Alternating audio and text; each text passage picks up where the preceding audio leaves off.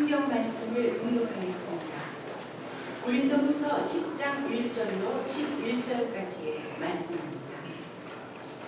너희를 대면하면 유순하고 떠나 있으면 너희에 대하여 담대한 나 바울은 이제 그리스도의 온유와 관용으로 친히 너희를 권하고 또한 우리를 육신에 따라 행하는 자로 여기는 자들에 대하여 내가 담대히 대하는 것 같이 너희와 함께 있을 때에 나로 하여금 이 담대한 태도로 대하지 않게 하기를 구하노라.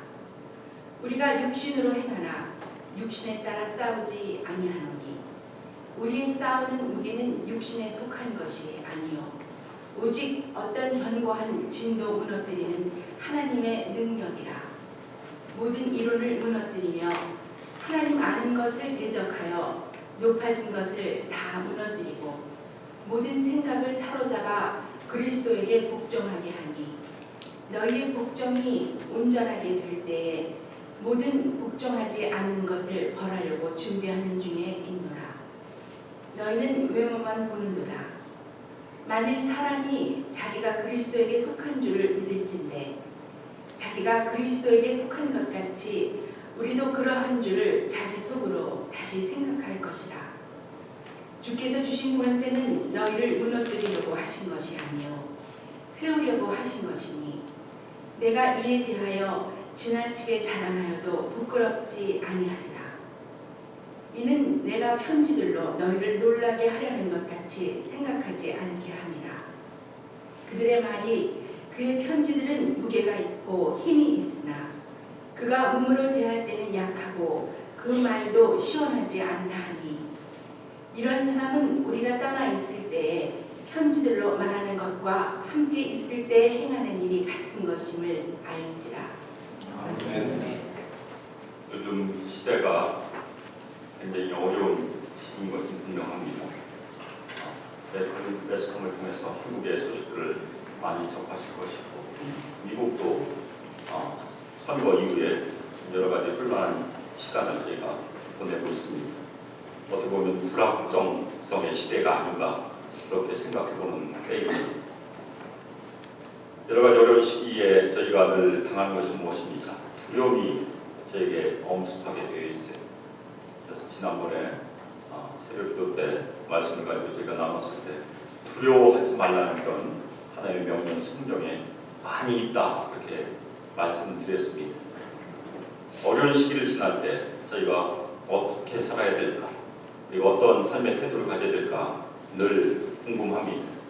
사실은 고린도 후서 10장부터 13장까지 오늘부터 살펴보는 그 말씀은 사도 바울이 자신을 변호하기 위한 그런 내용입니다.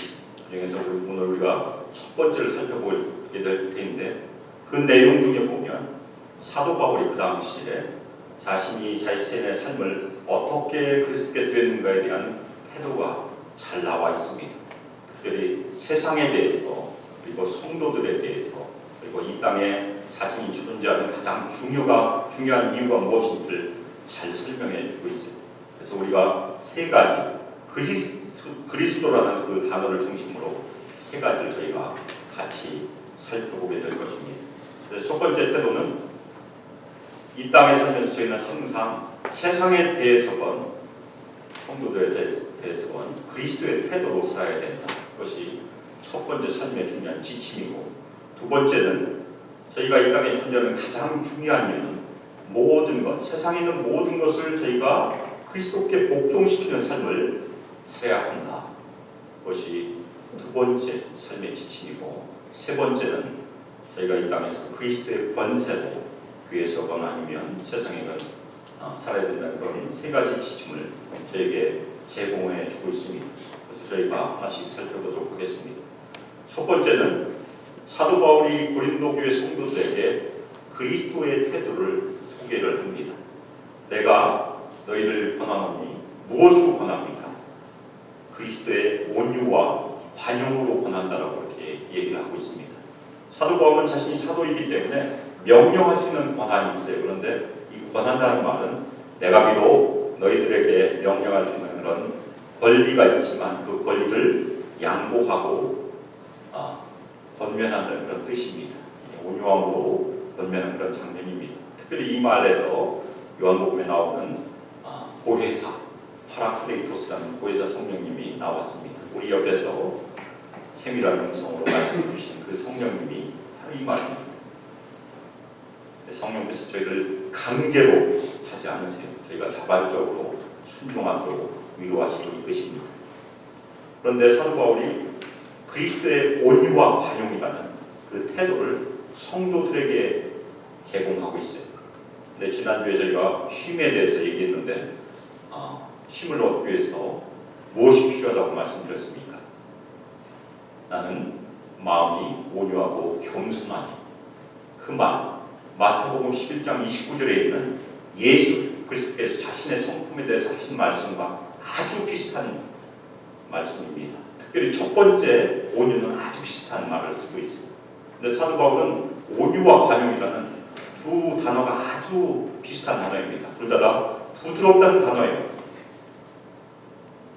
첫 번째는 거칠다는 말의 반대. 그래서 우리 성격이 아주 부드럽고 친근하다. 그것을 뜻하는 것이고, 두 번째는 양보를 잘하고 인내를 잘한다는 그런 뜻입니다.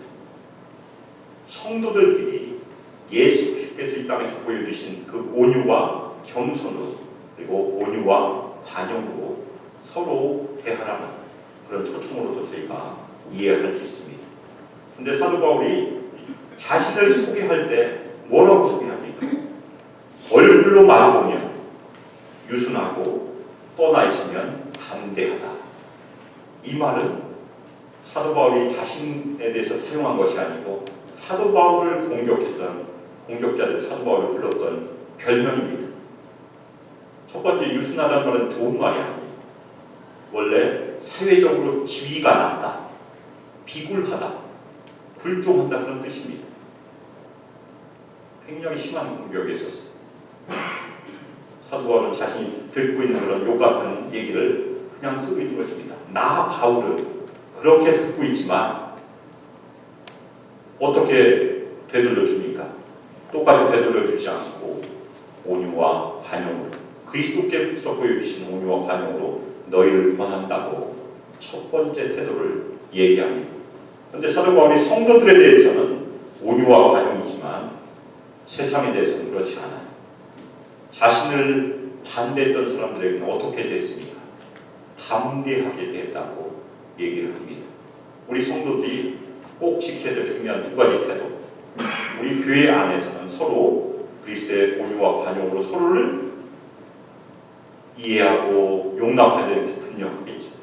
그렇지만 세상에서는 저희가 믿음으로 담대함으로 용기를 가지고 대하라는 그런 중요한 태도입니다. 특별히 예수님께서 이것을 저에게 잘 보여주셨습니다. 예수님께서 이 땅에 계셨을 때 약자들에게는 온유와 겸손으로 부드럽게 대하시는 것을 저희가 다 이해하실 것입니다. 그래서 예수님은 착하시다, 선하시다, 그것을 누구나 다 잘 알아요. 그렇지만 종교 지도자들에게 아주 심하게 됐다는 것을 저희가 이해하실 필요가 있습니다. 특별히 마태복음 23장에 보면 바리새 사람들에게 굉장히 아주 엄하게 책망하신 것을 저희가 볼 수 있습니다. 그리고 예수님께서 나중에 빌라도 앞에 혼자 서시는데 예수님께서는 절대 비굴하지 않으셨고 절대 무너나지 않으셨고 아주 담대하게 자신을 변호하셨던 것을 우리가 요한복음에서 찾을 수 있습니다. 사도 바울이 자신이 그리스도의 온유와 관용으로 그리고 담대하게 세상을 대하는 것은 사실은 예수님께서 전해주신 중요한 태도로 저희가 이해할 수 있습니다. 그러면 저희가 그 온유와 관용을 어떻게 이 땅에서 실천할 수 있을까? 그 길을 3절에서 사도 바울이 저에게 제시합니다. 3절이 오늘 말씀 가운데 가장 중요한 말씀으로 기억하시길 바랍니다. 3절에 보면 육신으로는 행하나 육신에 따라 싸우지 아니한다. 비슷한 말 같죠? 그렇죠? 육신으로 행하는 것이나 육신에 따라 행하는 것이나 무슨 차이가 있을까? 그런데 엄격한 차이가 있다고 사도 바울이 얘기하고 있습니다. 첫 번째 육신으로 행하는 것은 저희가 육신을 입고 있기 때문에 피할 수 없다는 것입니다. 육신 안에서 산다고 저희가 이해할 수 있습니다. 우리의 삶의 존재 자체가 제한이 있는, 육신적인 제한이 있는 몸이기 때문에 육신 안에서 살 수밖에 없습니다. 그것을 부인하지는 않아요. 그렇지만 사도 바울이 엄격하게 성도들에게 제시한 길이 두 번째 있습니다. 너희는 육신 안에서는 살고 있지만 육신에 따라 싸우진 말아요. 로마서에 있는 것은 무엇입니까? 육신의 법을 쫓지 말라는 얘기입니다. 성령의 법을 따르는 것이 사실 이 말씀과 가장 잘 연결이 됩니다. 육신에 따라 산다는 것, 육신에 따라 싸운다는 것은 무엇을 의미합니까? 육신적인 기준을 의미합니다. 그 당시에 사도 바울을 가장 많이 공격했던 사람들은 인간적인 탁월함을 자랑했습니다. 일단 얼굴이 잘생겨야 되고, 키도 커야 되고, 그렇죠? 목소리도 좋아야 되고, 당연히 말도 잘해야 되겠죠. 사도 바울은 거기와 별로 가깝지 않았다는 것을 우리가 오늘 본문에서 찾을 수 있습니다. 사도 바울은 외모에 별로 흠모할 것이 없었던 사람이었어요. 인간적인 약점을 많이 가졌던 그런 사도였었습니다. 심지어는 안질로 오래 고생했다는 그런 전설도 있어요. 그래서 심지어 갈라디아 성도들에게 감사한 장면을 저희가 볼 수 있습니다. 자신의 몸에 저주받은 흔적처럼 있는 것이 있는데도 불구하고 갈라디아 성도들이 자신을 받아주었던 것을 기뻐하고 감사한 것을 우리가 성경에서 알 수 있습니다.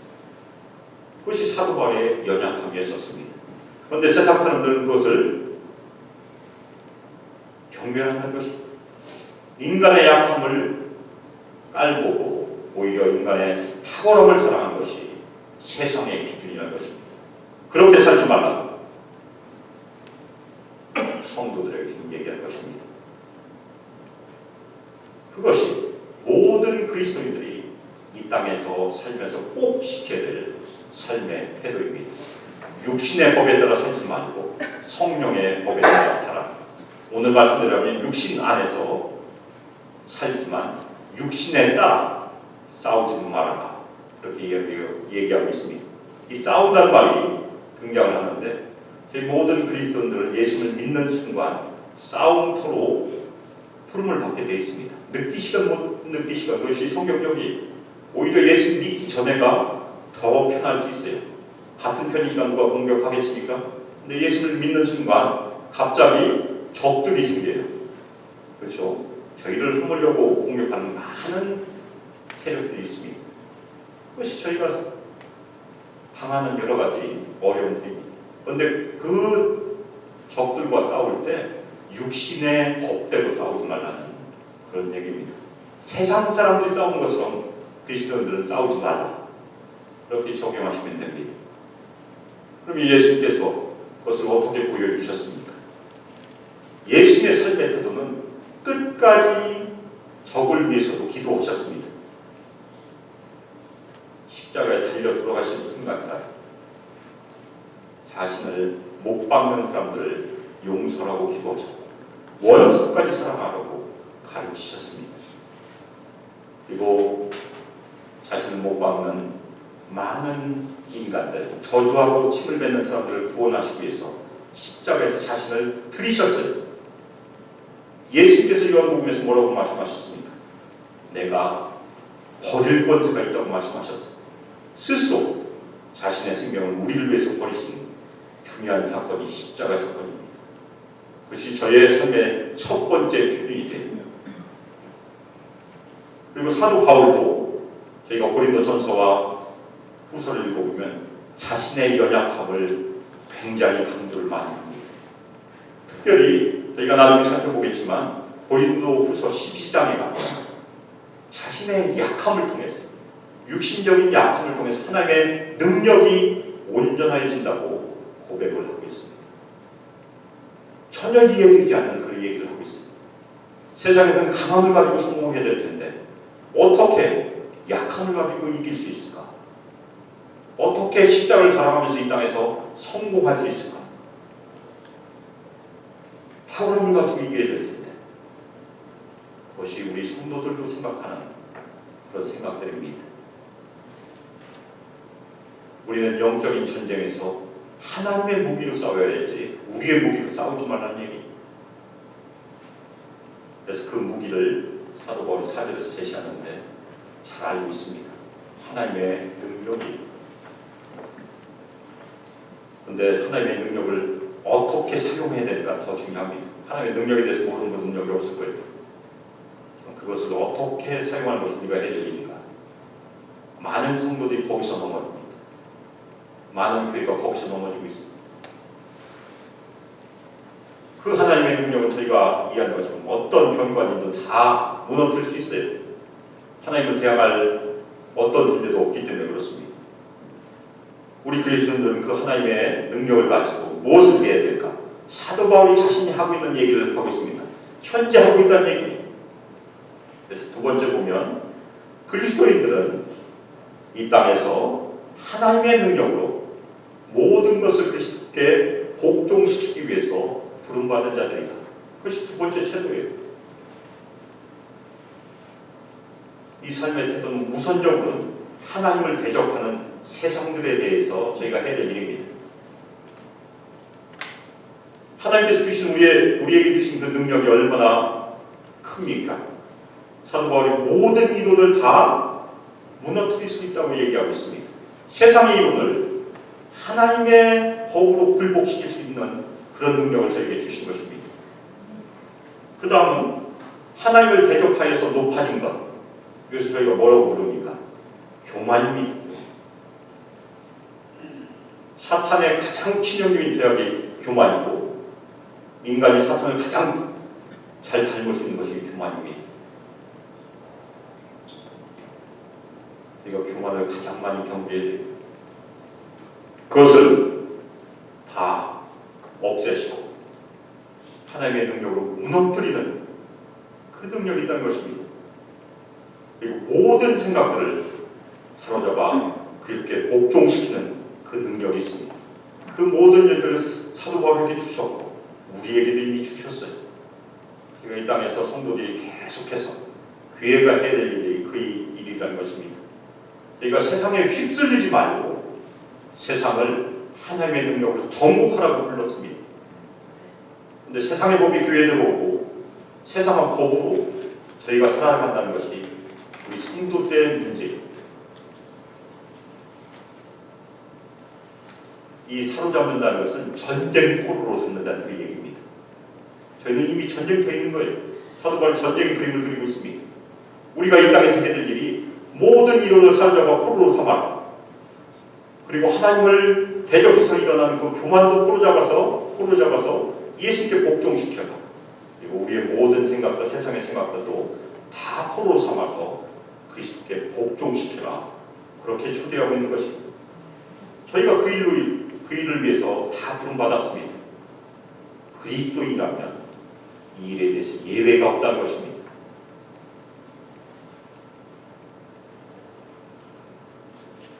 이것이 세상에 대한 태도예요. 저희는 하나님의 능력으로 세상을 정복하기 위해서 이 땅에 부름받았습니다.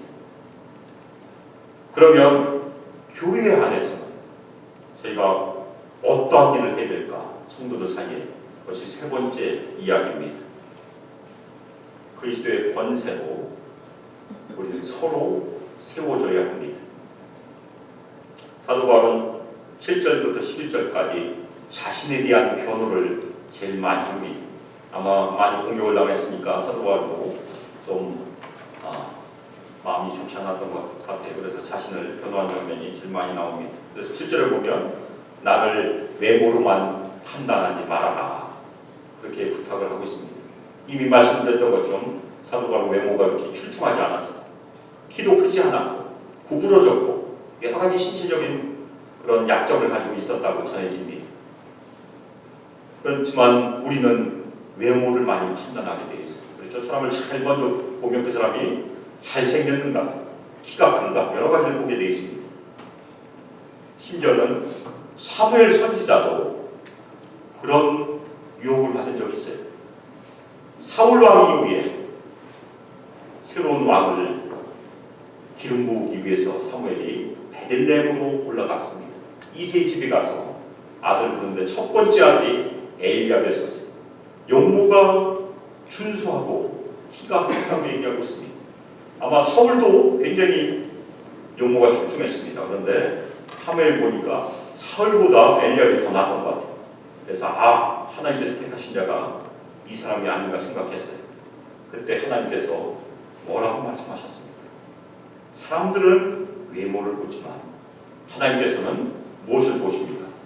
중심을 보신다는 것입니다. 저희도 외모를 판단하지 않기를 예수님의 이름으로 축복합니다. 저도 외모가 별로 내세울 것이 없기 때문에 저도 거기에 포함이 될 것입니다. 또 하나 부탁이 무엇입니까? 자기가 그리스도께 속했다고 생각한다면 나도 그리스도께 속했다라고 인정해 주어라. 이 얘기는 자신의 대적자들에게 얘기한 것입니다. 이 속했다는 말은 다른 말로도 번역할 수 있어요. 너희들이 예수님께로부터 부름받았다고 생각한다면 나도 예수님께서 부르신 사역자고 인정해달라는 그런 주문입니다. 사도 바로 예수님을 언제 만났습니까? 다메섹 도상에서 부활하신 예수님을 빛 가운데 만났습니다. 예수님이 이 땅에 계실 때 육신을 입고 있을 때 부름받은 것이 아니에요. 그래서 계속해서 그것을 공격받았습니다. 네가 진짜 예수님 만난 거 맞아? 그렇게 공격했던 것 같아요. 저도 나이 30에 예수님을 믿고 40쯤에 하나님께서 부르셔서 신학교를 갔습니다. 그리고 45세 늦깎이로 목사 안수를 받았어요. 제가 여기 왔을 때 50이 됐습니다. 지금은 50 플러스 썸씽. 저는 50이 지난 다음 제 나이를 카운트하지 않습니다. 그러니까 제가 예수 믿기 전에 알았던 사람들이 만나면 저를 검증하려고 애썼어요. 진짜 부름받은 것이 맞아. 여러 번 테스트를 받았습니다. 사도 바울처럼 저도 진짜 하나님께서 목자로 부른 것이 맞는지 테스트 받는 것이 예외가 아니었었어요.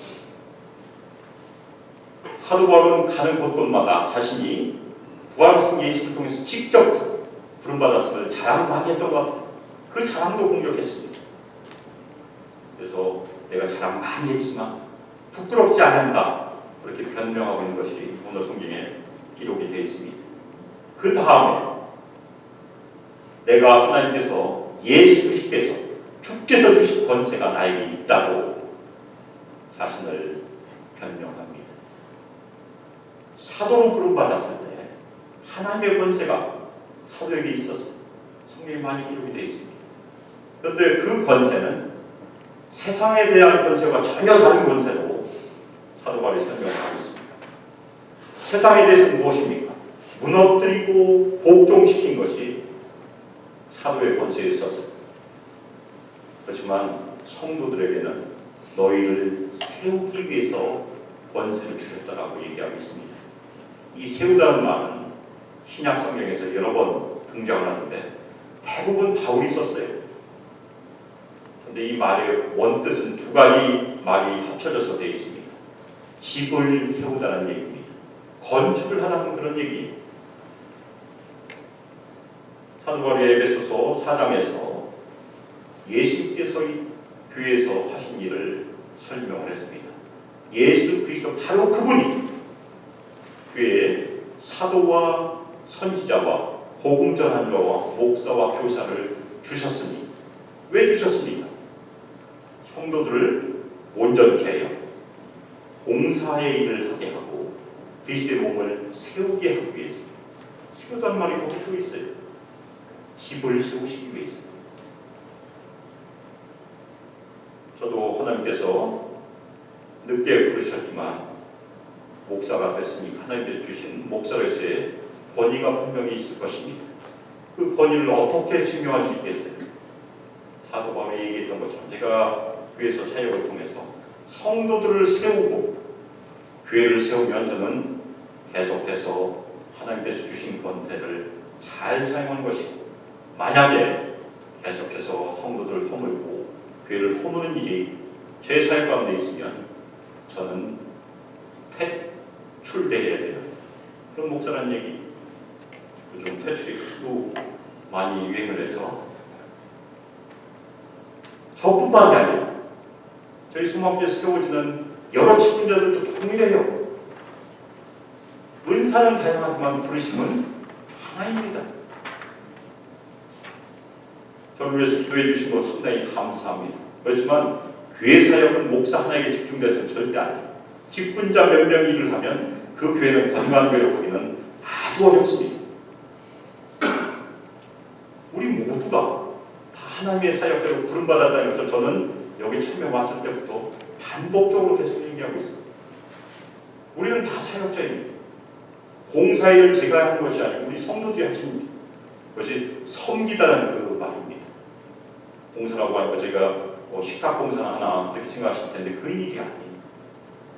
집사라는 말이 거기서 파생이 됐습니다.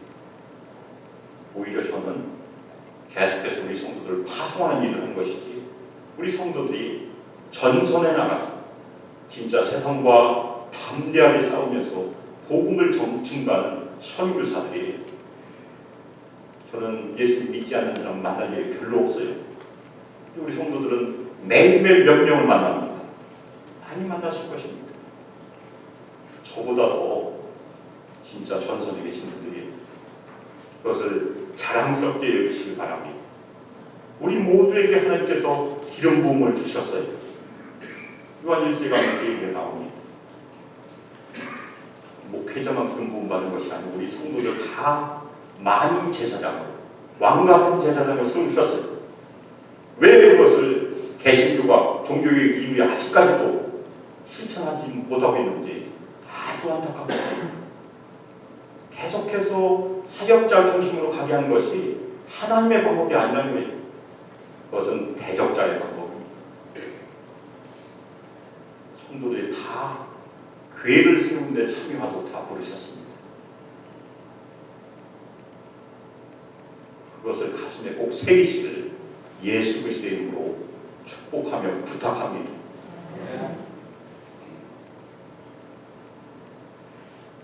소수가 교회를 세우기 위해서 애쓰는 것이 아니고 우리 모두 성도 서로 세우기를 애쓴다면 우리 수목교회는 진짜 소망 있는 교회일 것이고 이 지역에서 건강한 교회로 성장하리라 믿어 의심치 않습니다. 물론 저에게 주신 은사는 분명히 있어요. 입으로 얘기하는 은사. 그렇죠. 저는 그것에 목회와 설교로 은사를 받아서 부름받은 목회자일 뿐이지 저는 다른 일에 부름받은 것이 아닙니다. 우리 성도들은 다양하게 은사를 받으셨어요. 그 은사를 통해서 서로 집을 세우기 위해서 우리 모두 다 여기 앉아 계신 것입니다. 바울은 자신이 편지를 보낸 것이 고린도 교회 성도들 겁주려 한 것이 아니고 자신을 다시 한번 변명을 합니다. 10절에 보면 사도 바울이 어떤 공격을 받았는지 기록이 되어 있습니다. 사도 바울의 편지는 무게가 있고 힘이 있지만 얼굴과 얼굴을 마주보면 약하고 말도 시원치 않다. 그렇게 대적자들이 공격했어요. 누가 사도에게 이렇게 감히 공격을 했는지 참 대단한 사람들입니다. 바울은 편지 쓸 때는 아마 글을 잘 썼던 것 같아요. 그 편지가 저에게 많이 전해집니다. 그런데 얼굴과 얼굴을 마주보면 키도 크지 않고 몸도 꾸부정하고 큰 말것이 아무것도 없었던 그런 외모를 가지고 있었습니다. 더군다나 말도 잘 못한다. 이 시원치 않다는 말은 좋은 말이 아닙니다. 다른 말로 바꿔서 말씀드린다면 경멸할 수 있다는 그런 얘기예요. 깔볼 수 있다는 그런 얘기입니다. 사도 바울은 가말리엘이라는 아주 대단한 학자 밑에서 오랫동안 수련을 받았고 웅변이나 수사학에 대해서 다 훈련을 받았어요. 율법에 대해서도 자신이 다 훈련 받았고 심지어는 나는 바리새인 중에 바리새인이다. 그렇게 자신을 표현합니다. 그런데 고린도 교회에는 사도 바울보다 훨씬 더 뛰어난 설교 꿈들이 있었어요. 몸도 아주 키도 크고 잘생기고 설교도 훨씬 더 잘하고 그걸 가지고 공격을 계속 받았던 것입니다. 저도 목회자이면서 설교자이기 때문에 제가 제 설교에 대한 여러 가지 평가를 당연히 받죠. 제 말에 대해서도 당연히 받습니다. 그 얘기 들을 때마다 이 구절이 저를 위로하는 구절입니다. 사도 바울도 그 얘기 들었는데 저라고 무슨 별 수 있겠습니까? 많은 설교자들이 그런 얘기 들을 것입니다. 사도 바울이 결론적으로 뭐라고 얘기합니까? 내가 글을 쓸 때나 너희들 만나서 얘기할 때 나는 똑같은 사람이다. 다른 사람이 아니다. 이렇게 자신을 변호하고 있습니다. 저도 저의 말이나 행동이 일치되기를 늘 기도합니다. 그리고 우리 모두 우리 성도들이 말과 행동에서 우리의 주인 되신 그리스도께 신실하기를 기도합니다. 오늘 세 가지 말씀드렸습니다. 우리가 이 땅에서 세상에 대하여 그리고 교회 안에서 우리가 꼭 품어야 될 태도가 무엇인가? 성도들에 대해서는 그리스도의 사랑으로 온유와 관용으로 온유와 겸손으로 서로 대하고 세상에 대해서는 저를 부르신 소명이 무엇입니까? 모든 것들, 모든 이론과 하나님에 대해서 높아진 것과 모든 생각들을 우리가 호로로 잡아서 그리스도께 복종시키는 위해서 저희 모두를 불러주시고 저희를 한 교회로 삼아주셨습니다. 그래서 저희가 하나님께서 주신 부르심이 있고 기름 부으심이 있다는 것은 우리가 한 교회에서 서로 세워주는 성도들로 부름받았다는 것을 꼭 강조하고 싶습니다. 지난주에 저희가 이미 온유와 겸손에 대해서 묵상했기 때문에 오늘은 이미 말씀드린 한 가지 말씀을 가지고 같이 결론으로 적용해 보겠습니다.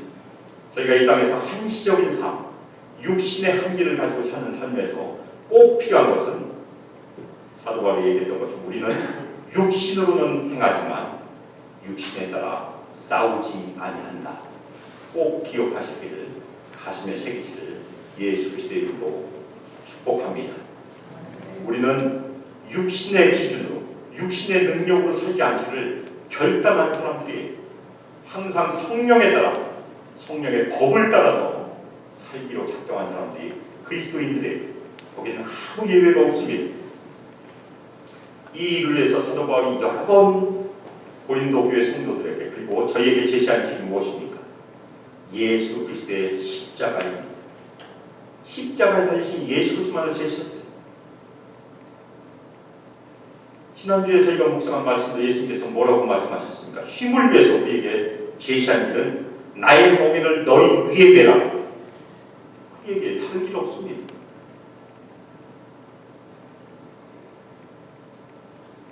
세상에서 육신적인 탁월함과 능력을 가지고 열심히 일을 하면 진정한 변화를 가져올 수 없어요. 오히려 우리는 예수 그리스도의 십자가로 우리 자신을 먼저 정복하고 그 다음에 세상으로 나아가야 된다는 것입니다.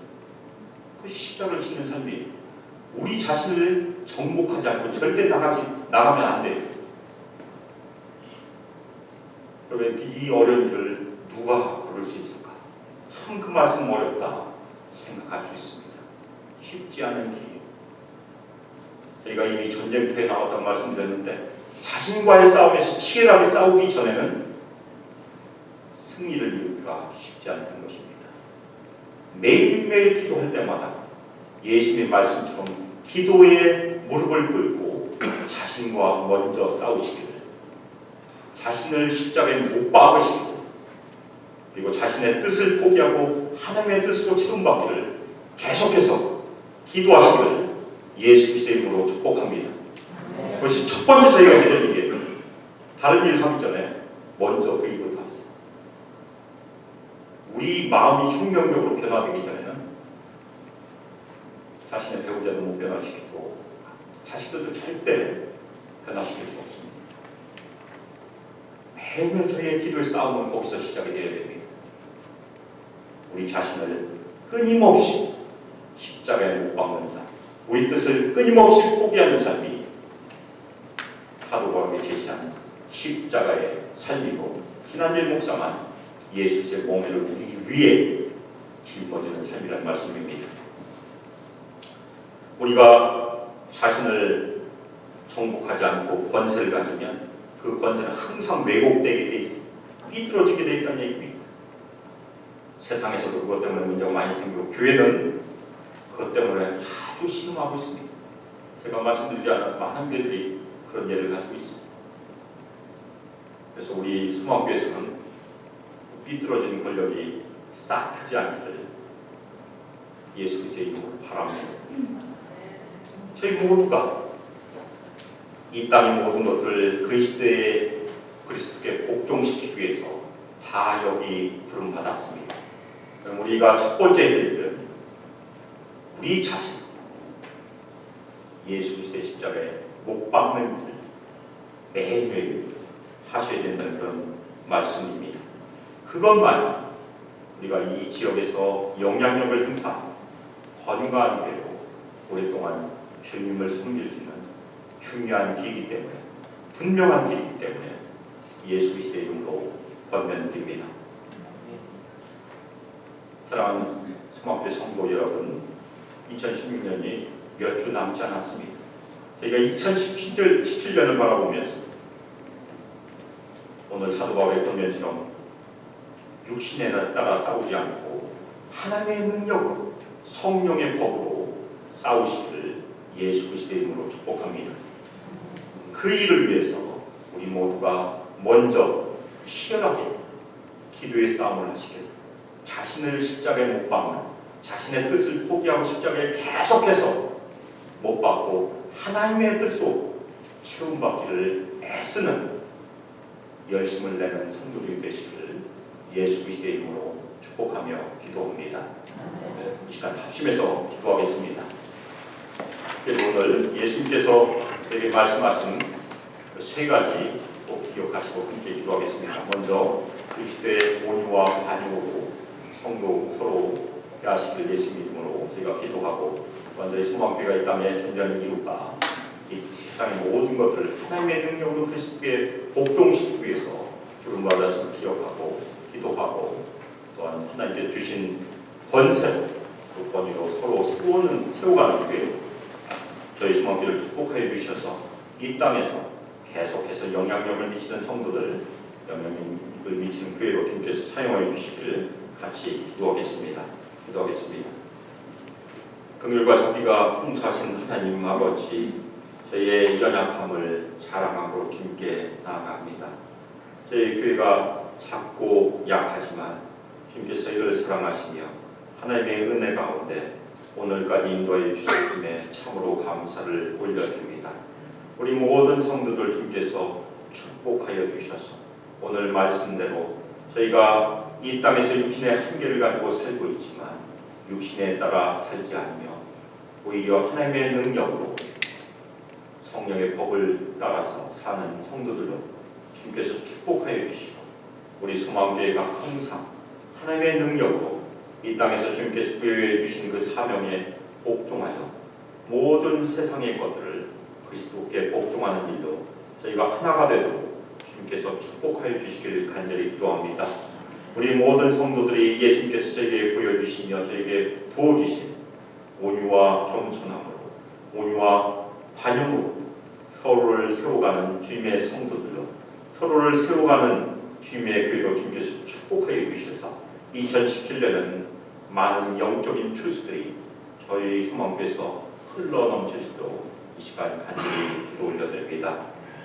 이제는 주 예수 그리스도의 은혜와 하나님의 사랑과 성령 하나님의 교제 가운데 먼저 자기 자신을 쳐서 복종하여 매일매일 자기 자신을 십자가에 못 박고 우리의 뜻을 끊임없이 포기하고 하나님의 뜻으로 채움을 받아서 이 땅에서 모든 것들, 세상의 모든 것들을 그리스도께 복종하기를 결단하며 함께 사역하기를 결단한 저희 소망교회 성도들 위해, 하나님의 아들과 딸들 위해 함께하기를 주 예수 그리스도의 이름으로 축복하며 기도합니다. 아멘.